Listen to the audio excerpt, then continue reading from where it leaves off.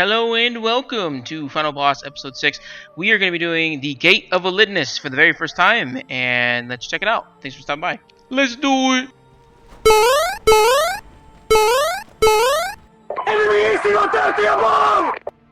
That has pretty much been my entire experience here. It has been chasing, being able to completely dunk on this lady. So this is the Gate of Elidinis. It is the brand new skilling boss. It is the second skilling boss introduced to the game, second after Croesus, and it has, overall, a really good experience. It has good experience in general for the skills that you're training.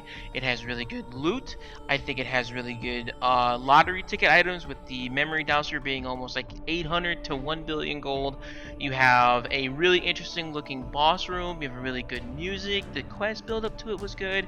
Overall, it has been a very good experience. I kind of like it a little bit more than Croesus. And that's mostly accredited to that if you don't want to do an hour of a boss, you don't gotta do an hour. You can do like 3 kills and leave. Like, this is super cool. I really enjoy it. Plus, once you get it down, you can do it in 2 cycles. So you do one side of the room, then you do the other side of the room, clear these rocks, dodge little mechanics, and then you're good to go.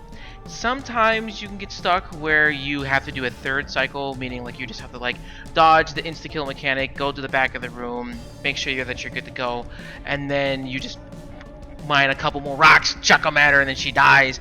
But it gets pretty simple, and really, it's very fun.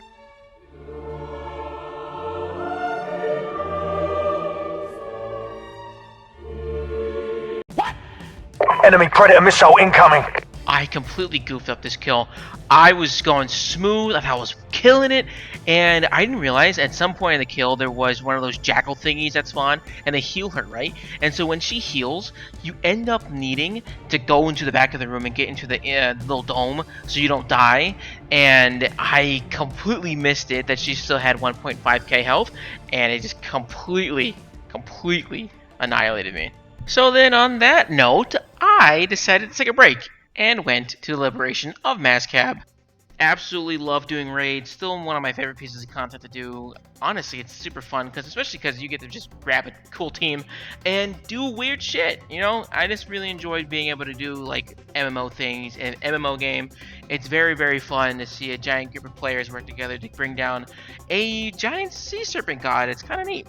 This is one of my most favorite type of teams because you have a guy over here named the Gay Mexican Clown, and then you also have a dude who's using appraisal wands because he's emotionally attached to them. And half of these guys have never done raids before, so you're just going in here absolutely winging it. So we do our first kill, nothing, and then we go into the back-to-back because I actually had an extra reset.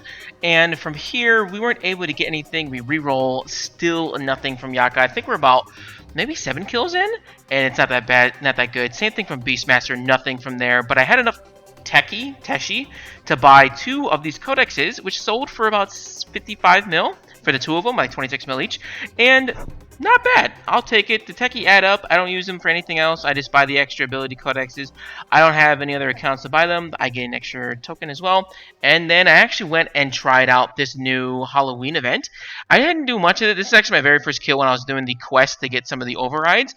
And I'm not going to lie, it wasn't my favorite piece of content to do. It's different. I'll give it that. It's different. But I probably will not be doing a bunch of this, but it was fun to do nonetheless. You pretty much just go around, collect little pieces from the implings. You take the implings and you have to go inside and use them on Araxia apparently, and inside the maze there's these zombies that blast you, and you just gotta get around it, right? You just gotta try your best to navigate your way through the maze, get to the center, and then kill the whatever boss is in there. I think there's a rotation between Araxor, Solak, and then Asias. The drops are actually pretty rare and pretty valuable, like 600, 500 mil each, but I didn't really care too much for the rewards. Apparently the rare drop from them was extremely rare, and I didn't have the motivation to want to keep hunting them. But I did, in fact, collect myself a bunch of these clan goodie bags, and I redeemed, I think, 34 of them. And we actually got some decent loot from it. I didn't get anything that I necessarily wanted. I was looking more so for any of the horseman outfits. I got one of them, but I realized when I finished the quest, I got the one that I liked the most, which was Pestilence, and Pestilence looked the absolute best. Everybody else was pretty much dog water, and I'm glad that I was able to get the one unintentionally that I wanted through the quest, because I didn't preview what the quest rewards were, and it was pretty good. Good event, fun, decent. I AFK'd a bunch of stuff, and that's how I was able to get a bunch of the clan conventions, but nonetheless, not too bad of a haul from the 34 of the turn-in ticket thingies, but I will take it nonetheless. Next, I ended up doing some of the Elite Dungeons 2 because I am actually hunting my very last piece of the log here. I'm looking for the Blackstone Dragon pet itself. I got a barge not too long ago, and after that, I am pretty much done with this dungeon. I really love Elite Dungeons 2. It's one of my favorite dungeons because fucking Dungeons and Dragons, dog. It's the most classic fantasy setting that you could possibly have. I love the design of dragons in this game, and I think the bosses are pretty well designed, and this dungeon is not very forgiving, so I enjoy this one. I'll be kind of bummed when I finish it, bittersweet, but I'll be happy to have the Blackstone Dragon pet. I think it's one of the coolest looking pets in the game. It is a big fucking black dragon. It's super cool, so I'm excited to have that added to the collection and in the pet override rotation. I was also trying to work on PBs and trying to do a flight skip for Blackstone. I've never done one.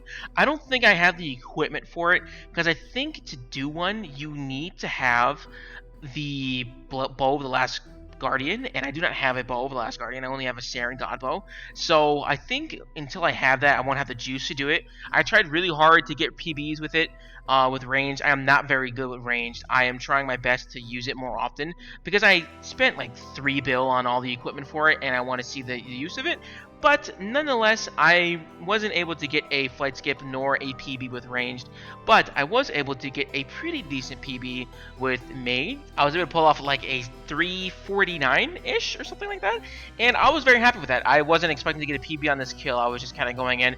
I used Maniacal. I don't usually use the damage auras in this dungeon because I don't like the sweat super hard, but I was feeling it tonight, and I was really enjoying how this kill felt, and I'm just really enjoying mage. I think it is my second favorite style right after melee, and I'm not too upset about not getting a pet yet. It is super rare, and I'm still quite early into my trials, but thank you so much for watching the video. If you liked it, subscribe, and I'll catch you in the next one.